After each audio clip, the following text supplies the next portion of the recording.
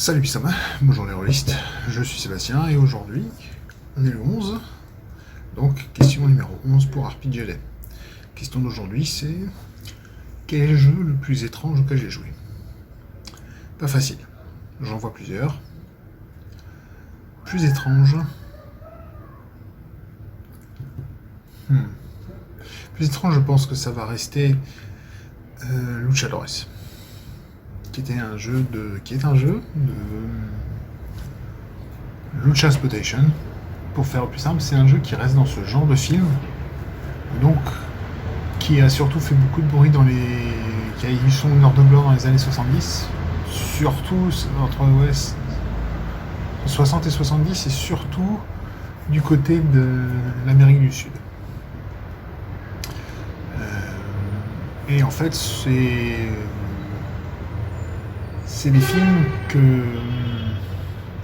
dont rêverait la WWE, je pense, parce que c'est vraiment ces films qui ont fait des très très très grandes stars dans la lucha libre. Et le truc le plus étrange dans ce système, dans ce jeu, c'était le système de combat, qui était vraiment pensé vraiment comme un match de catch. Et c'était très intéressant pour ça. J'ai fait deux vidéos de présentation à ce sujet-là, je vous mettrai les liens dans la description. Je vous invite à les regarder si le jeu vous intéresse. Malheureusement, le jeu est plus ou moins mort, puisque vous le trouverez peut-être qu'en PDF et encore. Je vous garantis pas plus. Et oui, il y aura plus rien dessus, malheureusement. Donc c'est aussi ça qui est un peu triste, c'est que ça fait partie de ces jeux morts qui ont disparu des radars au fil des rachats des maisons d'édition. Donc vous pourrez difficilement le retrouver en physique. Et c'est vraiment dommage parce que c'était vraiment, vraiment sympa. Pardon. Surtout si vous êtes fan de Lucha Libre. C'est vraiment ça qui est génial. Je vous invite à, si vous avez le courage, essayez de le trouver, essayez de le jouer, surtout si, comme dit, si vous êtes fan de catch, si vous êtes fan de Lucha Libre, parce que c'est pas les mêmes choses. Et si vous avez eu l'occasion de voir des films de Santo ou de Mil Mascaras, vous verrez que c'est des films qui sont très kitsch. Hein. On est dans du pulp pur et dur, c'est vraiment génial. En gros, vous avez des lutteurs qui vont affronter des martiens. Ils vont toujours enquêter ou affronter quelque chose de... un monstre classique, quoi. Hein. Les martiens, les vampires, les loups-garous... Qu'est-ce qu'il y a d'autre? La momie, je crois qu'il y a aussi eu... et après, il y a des enquêtes et des choses comme ça. Donc, c'est vraiment un film...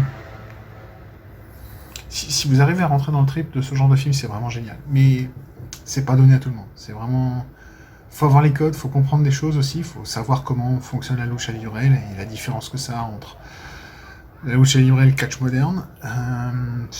Même moi qui suis pas très versé dedans, j'ai réussi à suivre. Hein. Faut pas avoir peur hein, non plus. Hein. C'est pas comme si vous aviez quelque chose de complètement étranger. Mais c'est très sympa. Et par contre, pour trouver des joueurs et leur expliquer ça, il faut que vous ayez des joueurs qui connaissent le catch. S'ils connaissent pas au moins le catch, ils n'arriveront pas à jouer. Ils comprendront pas pourquoi, ils comprendront pas le gimmick, ils comprendront pas le délire derrière. C'est vraiment très fun, mais il faut vraiment trouver les joueurs. Et c'est très difficile à trouver.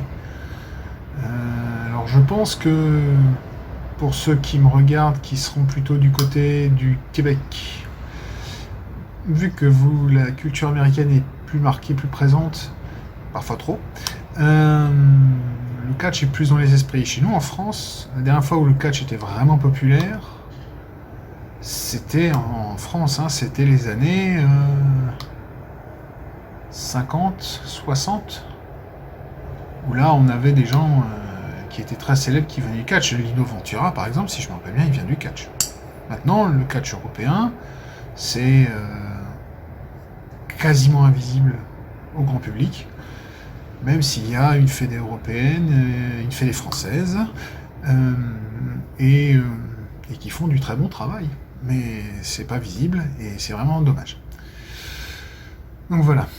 Sinon, j'ai encore un peu le temps, je vais essayer de faire une vidéo 8-10 minutes et j'aimerais bien alors. Mais j'ai pas beaucoup plus à dire et j'ai pas une idée pour partir sur le mot-clé étrange. Donc je vais m'arrêter là. Je suis content que j'ai pu vous m'enregistrer sans qu'il y ait trop de bruit autour de moi, donc ça c'est parfait. Je sais pas si vous m'entendez bien, je teste un nouveau micro. On verra bien ce que ça donne.